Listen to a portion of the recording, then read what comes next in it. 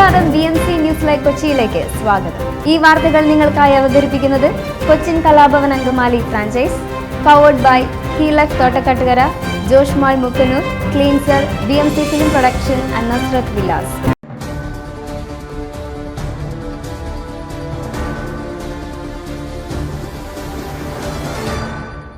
തൃശൂർ പൂരവുമായി ബന്ധപ്പെട്ട് പോലീസ് നടപടികളിൽ ഉയർന്നുവന്ന പരാതികളുടെ പശ്ചാത്തലത്തിൽ Thrissur police commissioner Ankit Ashok, assistant commissioner Sudarshan എന്നിവരെ അടിയന്തരമായി സ്ഥലം മാറ്റാൻ മുഖ്യമന്ത്രി പിണറായി വിജയൻ നിർദ്ദേശിച്ചു. സംഭവത്തിൽ അന്വേഷണം നടത്തി ഒരാഴ്ചയ്ക്കകം റിപ്പോർട്ട് നൽകാനും പോലീസ് മേധാവിക്ക് നൽകിയ നിർദ്ദേശത്തിൽ മുഖ്യമന്ത്രി വ്യക്തമാക്കി. പോലീസിന്റെ അതിരുകടന്ന നിയന്ത്രണമാണ് പൂരത്തിൽ പ്രതിസന്ധിയുണ്ടാക്കിയതെന്നാണ് നിലവിലെ പരാതി.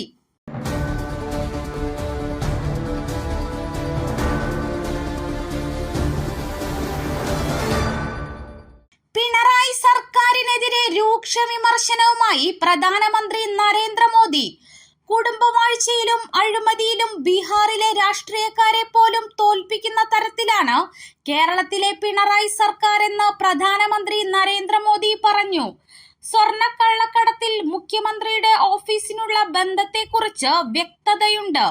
പിണറായിക്കെതിരായ ആരോപണങ്ങളിൽ മോദി ശക്തമായ നടപടിയെടുക്കുന്നില്ല എന്ന ആരോപണത്തിൽ കഴമ്പില്ല. സ്വതന്ത്ര അന്വേഷണം ഉണ്ടാകുമെന്നും പ്രധാനമന്ത്രി പറഞ്ഞു.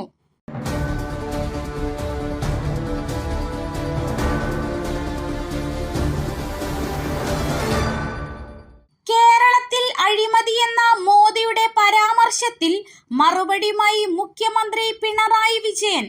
പ്രധാനമന്ത്രിയുടെ ആക്ഷേപം ഏത് അധികാര റിപ്പോർട്ടിന്റെ അടിസ്ഥാനത്തിലാണെന്നും കേരളത്തെ അപമാനിക്കാനാണ് മോദിയുടെ ശ്രമമെന്നും പിണറായി വിജയൻ പറഞ്ഞു.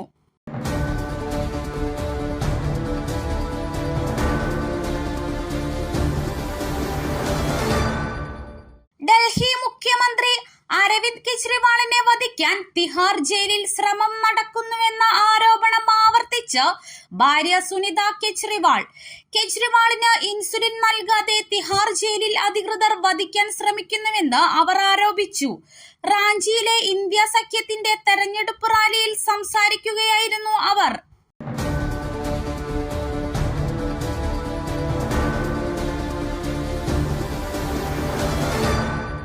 മാസപ്പടി കേസിൽ മുഖ്യമന്ത്രി പിണറായി വിജയന്റെ മകൾ വീണ വിജയനെ ഉടൻ ചോദ്യം ചെയ്യാനുള്ള നീക്കവുമായി ED.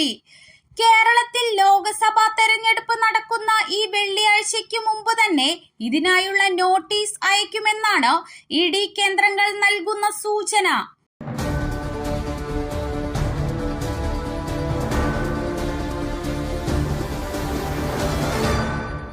ഡ്യൂട്ടിക്കിടയിലെ മദ്യപാനികളെ പിടികൂടാൻ നടത്തിയ ബ്രെത്ത് അനലൈസർ പരിശോധനയിൽ കുടുങ്ങിയത് KSRTCയിലെ 137 ജീവനക്കാർ.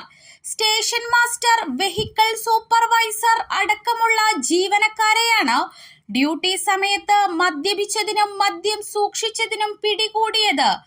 മദ്യപിച്ച് ഡ്യൂട്ടിക്കെത്തിയ 97 സ്ഥിരം ജീവനക്കാരെ അച്ചടക്ക നടപടിയുടെ ഭാഗമായി സസ്പെൻഡ് ചെയ്തു.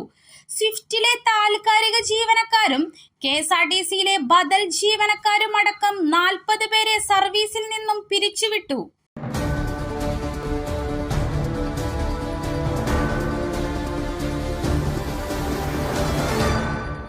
രാജീവ് ചന്ദ്രശേഖറിന്റെ പരാതിയിൽ ശശി തരൂരിനെതിരെ പോലീസ് കേസ്. തിരുവനന്തപുരത്തെ NDA സ്ഥാനാർത്ഥി രാജീവ് ചന്ദ്രശേഖർ UDF സ്ഥാനാർത്ഥി ശശി തരൂരിനെതിരെ DGPക്ക് പരാതി നൽകി. പണം നൽകി വോട്ട് വാങ്ങുന്നെന്ന ആരോപണത്തിന് എതിരെയായിരുന്നു പരാതി. തുടർന്ന് തിരുവനന്തപുരം സൈബർ പോലീസാണ് കേസെടുത്തിരിക്കുന്നത്.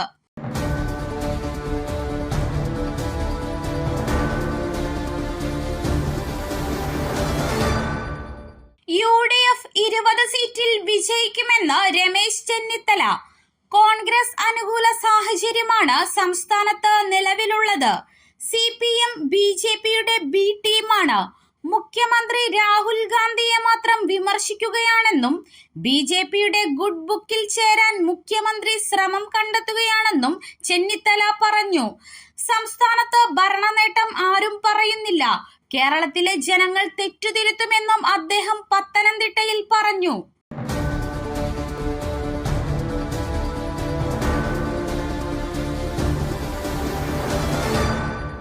സംവിധായകൻ ജോഷിയുടെ വീട്ടിൽ കവർച്ച നടത്തിയ കേസിൽ പിടിയിലായ പ്രതി മുമ്പും കേരളത്തിൽ വലിയ കവർച്ച നടത്തിയിട്ടുണ്ടെന്ന് പോലീസ്.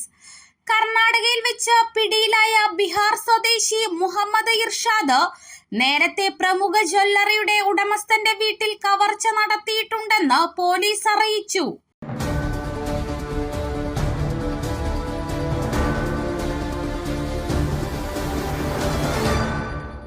ആലപ്പുഴയിൽ പക്ഷിപ്പനി റിപ്പോർട്ട് ചെയ്ത പശ്ചാത്തലത്തിൽ കേരള അതിർത്തിയിലെ പരിശോധന കർശനമാക്കി തമിഴ്നാട്. ചെക്ക് പോസ്റ്റുകളിൽ കോഴി, താറാവ് എന്നിവയുടെ ഇറച്ചികളോ മുട്ടകളോ കൊണ്ടുവരുന്ന വാഹനങ്ങൾ തിരിച്ചയക്കാനാണ് നിർദ്ദേശം. കേരള അതിർത്തിയിലെ 12 ചെക്ക് പോസ്റ്റുകളിലും 24 മണിക്കൂറും നിരീക്ഷണത്തിനായി വെറ്റിനറി ഡോക്ടർ, ഇൻസ്പെക്ടർ അടക്കം 5 പേരടങ്ങുന്ന പ്രത്യേക സംഘത്തെ നിയോഗിച്ചു.